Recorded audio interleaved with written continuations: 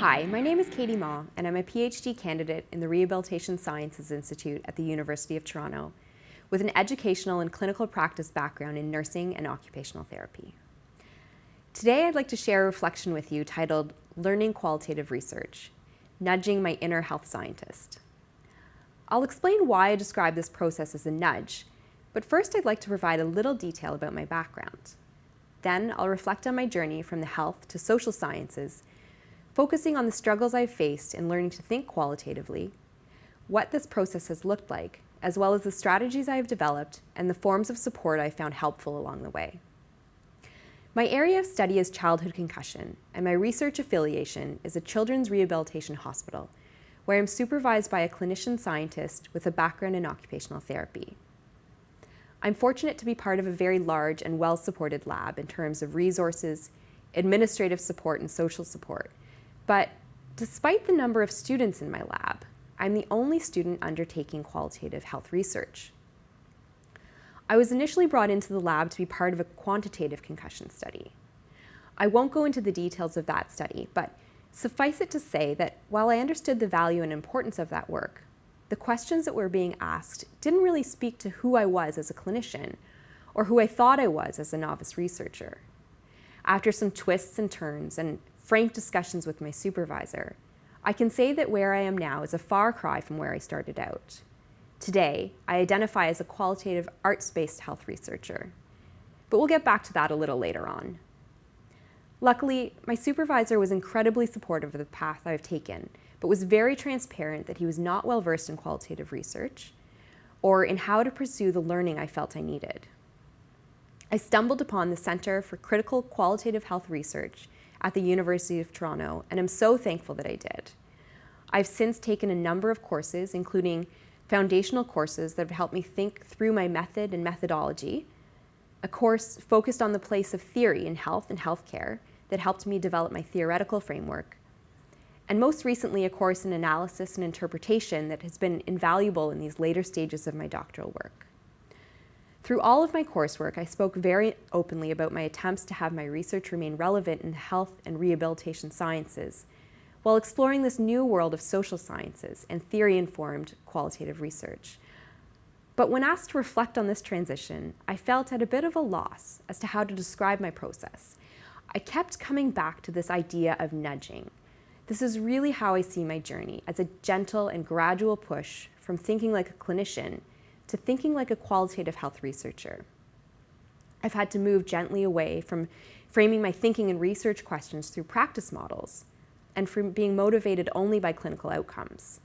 And I've had to nudge myself toward pursuing not only clinical change, but also knowledge, toward accepting that knowledge is change, toward an acquisition of new language and an understanding that words are powerful and word choice matters. To do this, I've had to unlearn ideas about qualitative research and the right way to produce knowledge through research that I've carried with me from my undergraduate education. Now, when I speak of producing knowledge or knowledge production, I'm referring to the ways that knowledge comes out of the research process. This has been a shift for me, and one that has required me to stop thinking about knowledge production in linear terms with an objective researcher collecting data from a passive subject, as is more typical in quantitative research. I've had to accept that knowledge is not possessed, given, or taken, but is actively created. I've had to start thinking about knowledge production in more fluid terms, as a collaborative process in which the reflexive researcher works with active and engaged participants to generate data and produce knowledge. This might be best understood with an example from my own work. Now, as I've said, my area of research is concussion, specifically childhood concussion. Current clinical guidelines tell us that we should be individualizing care to the needs of the child, but very little direction is provided regarding how exactly to do this. The pediatric clinician in me asks, what are children's needs when it comes to rehabilitation after concussion? And what are their needs when it comes to education to prevent concussion? But the scientist in me thinks we need an even more basic understanding of how children conceptualize concussion, that is, how they think and feel about it, before we can begin to ask these more specific questions. So I've started asking children. I'm using drawing as an arts-based research method along with qualitative interviewing to explore how children with and without a history of concussion conceptualize concussion. I won't go into all the fine details, but what I want to illustrate is that this is an active process, and one that I'm implicated in as much as each participant is. The participant produces their drawing, and then we talk about it. They share the meaning of it, who they would like to share their message or story with, and why. Our conversation serves to begin to interpret their data. In this way, they are actively involved in the knowledge that is created through research.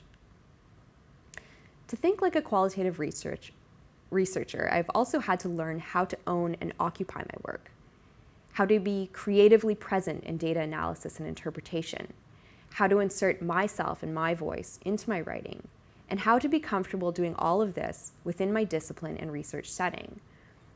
But there have been struggles along the way, and I'll outline these, not to dissuade you from pursuing qualitative health research, but to assure you that you're not alone in any uncertainty that you may be feeling. Now, you'll notice that I use the present tense to describe my struggles, and this is intentional, as my struggles are ongoing and are ones that I am sure will continue throughout my trainee years and into my research career. The first struggle is language, or knowing how to talk the talk.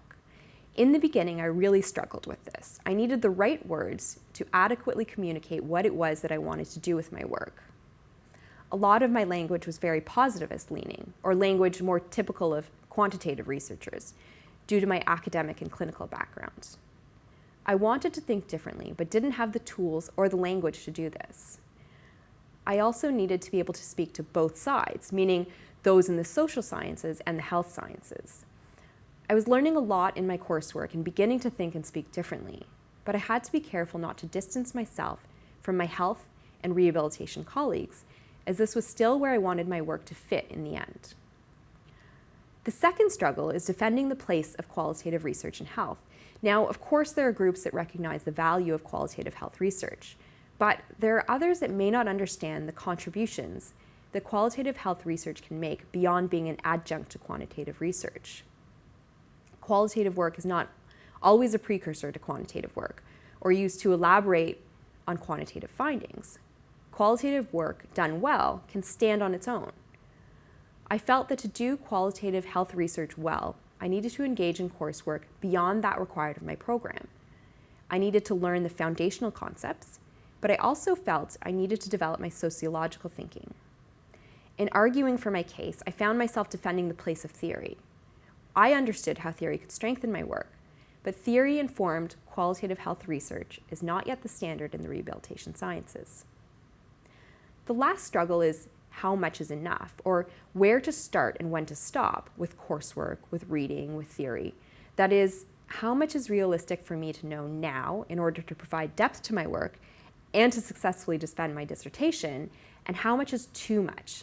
In other words, what can I read and learn now, and what can be placed on my lifelong learner to-do list? As I mentioned, my learning process has really been a process of nudging or moving that dial gently and gradually. I've had to learn how to be patient. While I was engaged in my coursework, I had to accept that I couldn't know it all from the very beginning. I was undergoing a change in identity, and I had to accept that this couldn't happen overnight.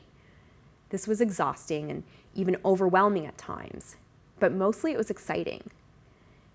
But I do remember feeling like I was getting less out of my coursework in the readings than those coming from other disciplines, such as the social sciences. In time, I've come to realize that it wasn't less knowledge so much as it was different knowledge. I was learning what I needed to learn and was ready to learn in that time and place.